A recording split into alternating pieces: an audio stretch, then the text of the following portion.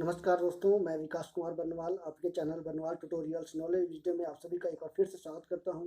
दोस्तों, आज मैं एक ऐसी जानकारी आपके साथ साझा करने जा रहा हूं जो कि आपके लिए जानना बेहद ज़रूरी है। एक भारतीय नागरिक, एक भारतीय सिटीजनशिप होने के कारण, रेसिडेंट होने के कारण आपको जानना बेहद ज़रूरी है कि ये धारा है क्या। और 124 ए धारा जो इन दिनों सुर्खियों बनी हुई है, सुप्रीम कोर्ट जो है इसके बारे में टिप्पणियाँ लगातार कर रहा है और भारत सरकार से जवाब भी मांगा है। इन दिनों जो है देश में प्रिंट मीडिया में, इलेक्ट्रॉनिक मीडिया में सुर्खियां बनी हुई है धारा 124 ए। तो क्या है इसमें खासियत, इसके बारे में मैं विस्तार से आपको हर एक पॉइंट बारीकी से बताने वाला हूं। तो मैं बता दूं कि आप वीडियो को अंत तक जरूर देखिए। ये मात्र 12 मिनट का वीडियो है जो आपको ज़्यादा समय नहीं देना होगा इसको देखने के लिए। तो ज़रूर देखिए, काफ़ी रिसर्च और मेहनत के बाद इसको तैयार किया गया है। ज़रूर देखिए इस वीडियो को। इस वीडियो से आपको बहुत कुछ जानकारी मिलने वाली है। आप कानून के बारे में विस्तार से जानेंगे कि जो आप 75 साल से जो कानून चलता आ रहा है देश में, इसे इसकी क्या स्थिति बनी हुई है वर्तमान में, इनको कौन कौन से लोगों को जो है इसके खिलाफ केस दर्ज किया गया है, ये सुप्रीम कोर्ट ने क्या स्टेटमेंट दिया है, उसके बारे में आपको विस्तार से बताने वाला हूँ। तो चलिए, इसी के साथ चैनल को सब्सक्राइब कर दीजिए, लाइक कर दीजिए, शेयर कर दीजिए। यदि नहीं हो तो बेल आइकन प्रेस करिए ताकि और काइंड से नोटिफिकेशन सबसे पहले सबसे आगे आपके पास पहुँच सके। और बता दूँ कि everyday 8 PM UGC net commerce paper 2 की क्लास करवाई जाती है और 11:30 AM में आपको top 10 daily current affairs class करवाई जाती है। तो चलिए क्लास की शुरुआत करते हैं और आपको मैं इस विशेष रिपोर्ट से आपको रूबरू करवाता हूँ। तो बता दूँ कि सुप्रीम कोर्ट की क्या टिप्पणियाँ हैं। तो अंग्रेज इस कानून का दुरुपयोग स्वतंत्रता आंदोलन को दबाने के लिए करते थे। सरकार ने कई कानून रद्द किए, पता नहीं इस पर ध्यान क्यों नहीं गया सरकार का। राजद्रोह कानून का इस तरह प्रयोग हो रहा है जैसे किसी बढ़ई को लकड़ी का टुकड़ा काटने के लिए आरी दे दी जाए और वह पूरा जंगल ही काट डाले। तो सुप्रीम कोर्ट ने जो ये बातें कही है, जो कि सरकार से, भारत सरकार से, कानून मंत्री से, अब हम लोगों को देखना है कि सरकार इस पर क्या करती है। क्या ये कानून को रद्द किया जाएगा, ख़त्म किया जाएगा या चलता रहेगा। वैसे मैं बता दूं कि हमारे अटॉर्नी जनरल जो देश का कानून, भारत के सरकार की तरफ से जो कानून के रूप में जो काम करते हैं, कार्य करते हैं, उन्होंने भी जो है साफ तौर पे कहा है कि ये इसको रद्द करने की आवश्यकता नहीं है और जो है इसको लगातार जारी देश में रहना चाहिए ताकि लोगों में जो है इस तरह का भावना उत्पन्न रहे देशभक्ति की, ना कि राष्ट्रद्रोही की, राष्ट्रद्रोह के रूप में वो काम कर सके या देश के खिलाफ गतिविधियों में शामिल हो सके। तो इनका ये कहना था। तो चलिए मैं आपको और विस्तार से इसके बारे में बताने वाला हूँ। और कार्यपालिका की जो जवाबदेही है उसके बारे में भी जो है उन्होंने मांग की है, सुप्रीम कोर्ट के द्वारा मांग किया गया है। तो बता दूं कि सुप्रीम कोर्ट ने केंद्र सरकार से जो मांगा है, जवाब वो क्या है। आज़ादी के 75 साल बाद भी इस कानून का बरकरार रहने से कोर्ट जो है हैरान है। कानून को परखने का मन बनाते हुए केंद्र सरकार को जारी किया नोटिस, लंबित याचिकाओं को एक साथ संकलन करने का आदेश दिया। सुप्रीम कोर्ट ने IPC धारा 124A राजद्रोह के दुरुपयोग और इस पर कार्यपालिका की जवाबदेही न होने पर जो है चिंता व्यक्त की है। और जो है वो पिछले, मैं बता दूँ कि 2018 में भी, 1962 में भी सुप्रीम कोर्ट का स्टेटमेंट आ चुका है।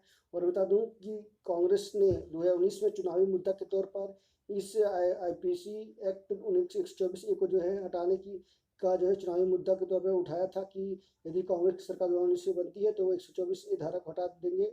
और बता दूं कि अभी तक इस एक्ट के तहत जो है देश में हार्दिक पटेल, कन्हैया कुमार, असीम त्रिवेदी जैसे लोगों पर जो है ये धारा लागू हो चुका है।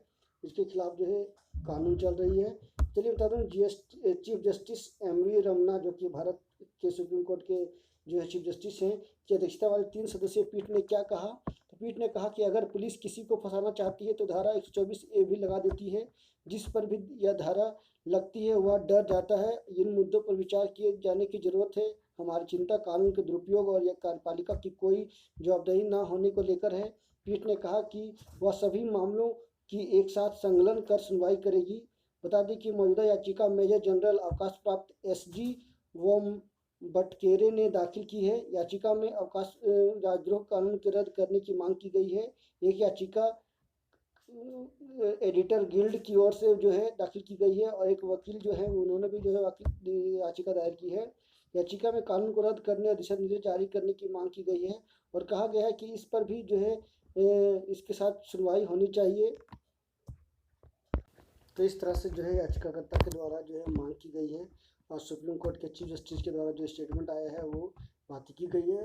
तो मैं बता दूं कि स्वतंत्रता आंदोलन दबाने के लिए इसका उपयोग काफ़ी पहले अंग्रेज लोग करते थे, लेकिन अब इसकी ज़रूरत क्या है ये भारत सरकार खुद क्लियर करेगी। तो अभी तक इस कानून के खिलाफ 3 याचिकाएं आ चुकी हैं। अटॉर्नी जनरल के वेणुगोपाल ने कोर्ट को बताया कि इस तरह की 2 अन्य अधिकारी भी लंबित है, अन्य 2 याचिका भी लंबित है जिन पर दूसरी पीठ ने जो सुनवाई कर रही है। उन मामलों में कोर्ट ने जवाब दाखिल करने के निर्देश दिए हैं। वेणुगोपाल की दलील पर यह चीफ जस्टिस ने कहा कि उन्हें इस बात की जानकारी है और वह देखेंगे कि मामलों को एक साथ सुनवाई के लिए संकलन किया जा सकता है अथवा क्या हो सकता है सेना अधिकारी की याचिका बाकी से अलग है, इस पर भी सुनवाई होनी चाहिए। वहीं जस्टिस रमन्ना ने कहा कि अगर इतिहास देखा जाए तो इस कानून में दोषी साबित होने की दर जो है बहुत कम ही है। बिल्कुल सही बात है ये। IT एक्ट 66A का उदाहरण देते हुए कोर्ट ने कहा है कि उस कानून को रद्द करने के बाद भी उसमें हजारों केस दर्ज हुए हैं। और मैं बता दूं कि एक याचिकाकर्ता ने कहा है कि धारा 19 में जो है अभिव्यक्ति की स्वतंत्रता पर प्रतिबंध भी लगे हुए हैं, तो इसकी आवश्यकता भी नहीं है। ये बातें भी जो है एक याचिकाकर्ता के द्वारा कही गई है।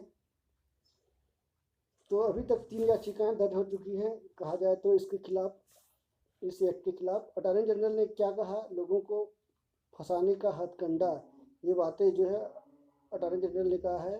तो बता दूं कि भारत सरकार के प्रतिनिधि पीठ की टिप्पणी पर अटॉर्नी जनरल के वेणुगोपाल ने कहा कि कानून रद्द करने की जरूरत नहीं है, सख्त दिशा निर्देश तय करने से भी उद्देश्य की पूर्ति हो सकती है। पीठ ने कहा कि एक गुट दूसरे गुट के लोगों को फंसाने के लिए इस कानून का उपयोग कर सकता है, यह लोगों के लिए खतरा है। पीठ ने याचिका का प्रामाणिक और याचिकाकर्ता को वास्तविक बताते हुए कहा कि उसने अपनी पूरा जीवन देश की सेवा में समर्पित किया है। हम यह नहीं कह सकते कि यह जो है प्रेरित याचिका है। सुप्रीम कोर्ट ने जो बातें कही है वो बिल्कुल सही है कि जिन लोगों ने जो है ये अपील की है इस याचिका के लिए, तो कहीं ना कहीं जो है इनसे जुड़े हुए हैं और वो एक जो है वास्तविक रूप से जो है आदेश की सेवा के लिए ये इन्होंने मांग की है कि इस तरह कानून को रद्द किया जाना चाहिए। चलिए बता दूं, धारा 121 IPC जो कि इसी से जुड़ा हुआ है। भारत सरकार के विरुद्ध युद्ध करना या करने का प्रयत्न, दुष्प्रेरण करना, सजा जो है मृत्युदंड या आजीवन कारावास और आर्थिक दंड है। यह एक गैर जमानती संज्ञेय अपराध है और सत्र न्यायालय द्वारा विचारणीय भी है। तो ये कुछ एक्ट आपको मैंने बताने की कोशिश की है।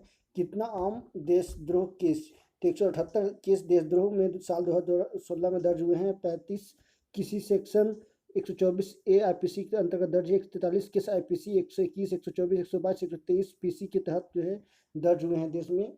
तो IPC धारा 124A राजद्रोह के बारे में विस्तार से जाने तो बता दूं कि भारतीय दंड संहिता भारत के अंदर भारत के किसी भी नागरिक के द्वारा किए गए कुछ अपराधों की परिभाषा व दंड का प्रावधान करती है, किंतु यह संहिता भारत की सेना पर लागू नहीं होती।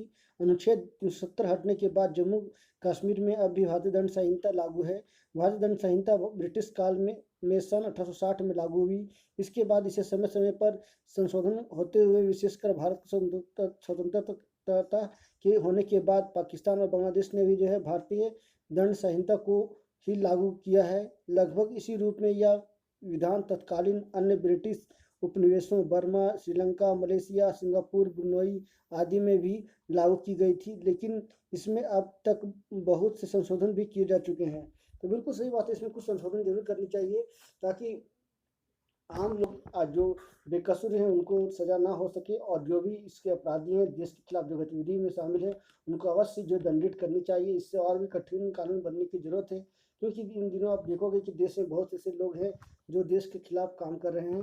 तो चलिए मैं बात बता दूं कि भारत में ब्रिटिश काल का कानून, देश में लोकतांत्रिक सिद्धांत का विकास हो रहा है और धारा 124 से औपनिवेशिक काल का निशानी के तौर पर अभी बरकरार है। IPC की धारा 124 से राजद्रोह ब्रिटिश काल का औपनिवेशिक कानून है।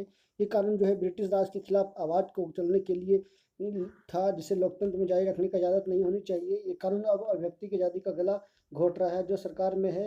अगर कोई इसकी नीति के विपरीत अभिव्यक्ति करता है तो उसे 124A का प्रावधान उसी व्यक्ति का गला घोट रहा है और इस तरह से जीवन और लिबर्टी की जो कि आज़ादी की अधिकार को खतरा है। तो ये एक कानून, ये एक तरह से नज़रिया देखा जाए तो ये भी सही है, बट इसको ख़त्म करना पूरी तरह से ये जो है सरकार के लिए नाकाफी हो सकती है, क्योंकि इन दिनों जो है देशद्रोही और देश के विरुद्ध जो गतिविधियां चल रही है वो चिंताजनक बनी हुई है। इसके लिए जो है इसको बरकरार रखना जो है मेरा पर्सनली मानना है कि जारी रखना चाहिए। हाँ, ये हो कि सुप्रीम कोर्ट जो है इसमें और जो भी सेशन कोर्ट, जिला कोर्ट है, सभी इसमें जो है दिशा निर्देश जारी करें इसके बारे में। तो चलिए भारतीय दंड संहिता की बात की जाए तो भारतीय दंड संहिता यानी इंडियन पेनल कोड की धारा 124(a) को राजद्रोह का कानून कहा जाता है। अगर कोई व्यक्ति देश की एकता और अखंडता को नुकसान पहुंचाने वाली गतिविधि को सार्वजनिक रूप से अंजाम देता है तो वह 124(a) के अधीन आता है। साथ ही अगर कोई व्यक्ति सरकार विरोधी सामग्री लिखता या बोलता है, ऐसी सामग्री का समर्थन करता है, राष्ट्रीय चिन्हों का अपमान करने के साथ साथ संविधान को नीचा दिखाने की कोशिश करता है, तो उसके खिलाफ आईपीसी की धारा 124(a) में राजद्रोह का मामला दर्ज हो सकता है। इन गतिविधियों में लेख लिखना, पोस्टर बनाना, कार्टून बनाना जैसे काम भी शामिल होते हैं। इस कानून के तहत दोषी पाए जाने वाले व्यक्ति को 3 साल से लेकर अधिकतम उम्र कैद की सजा का प्रावधान है। इसके साथ ही जो है आर्थिक दंड भी लागू हो सकता है। चलिए बता दूं कि जब महात्मा गांधी और बाल गंगाधर तिलक पर जो है राजद्रोह लगा था, आज़ादी से पहले राष्ट्रपिता महात्मा गांधी और लोकमान्य तिलक को भी जो है इस कानून के चलते सजा सुनाई गई थी। तिलक को 1908 में उनके एक लेख की वजह से 6 साल की सजा सुनाई गई थी। वहीं महात्मा गांधी को भी अपने लेख की वजह से इस कानून का आरोपी बनाया गया था। हालांकि आज़ाद भारत में इस कानून में कोई बदलाव भी नहीं भी किए गए हैं, कई बदलाव भी किए गए हैं। हालांकि कई बार सुप्रीम कोर्ट ने इस कानून को लेकर टिप्पणी की है। 1962 में सुप्रीम कोर्ट ने कहा था कि नारेबाजी करना देशद्रोह के दायरे में नहीं आता। वहीं कई ऐसे मामले हैं जिन्हें में कोर्ट ने सरकार या प्रशासन के खिलाफ उठाई गई आवाज़ को राजद्रोह के अधीन नहीं माना है। तो बिल्कुल सही एक बात, सुप्रीम कोर्ट लगातार इससे बात कर रही है, लेकिन आखिरकार सुप्रीम कोर्ट ने जो स्ट्रिक्ट एक्शन लेते हुए सरकार से साफ तौर पर यह जवाब मांगा है। तो आशा है कि सरकार जो इस पे संपूर्ण और संतुष्टि भरा जो है जवाब देगी, ताकि लोगों में जो है ये भावना ना उत्पन्न हो कि जो कानून जो है बेकार है या किसी के खिलाफ है या किसी के अधीन है या किसी के पक्ष में है। तो चलिए इसी कानून के साथ पूरी जानकारी के साथ मैं आप सभी से अलविदा लेता हूँ। नेक्स्ट ऐसी महत्वपूर्ण जानकारियों के लिए मैं आपसे फिर से एक बार मिलूंगा। तब तक के लिए नमस्कार। सब वक्त जाते हैं आप सभी से एक बार रिक्वेस्ट करूँगा कि आप मेरे चैनल पर नए हो तो जरूर सब्सक्राइब कर लेना, बेल आइकन प्रेस कर देना, ताकि ऑल काइंड्स ऑफ नोटिफिकेशन सबसे पहले सबसे आगे आपके पास मिल सके। तो thank you very much for watching, stay healthy and be happy. तो आप इस तरह का वीडियो देख लीजिए, जरूर सब्सक्राइब करें बर्नवाल ट्यूटोरियल्स। मैं विकास कुमार बर्नवाल आप सभी का धन्यवाद फिर से करता हूँ। धन्यवाद, थैंक यू।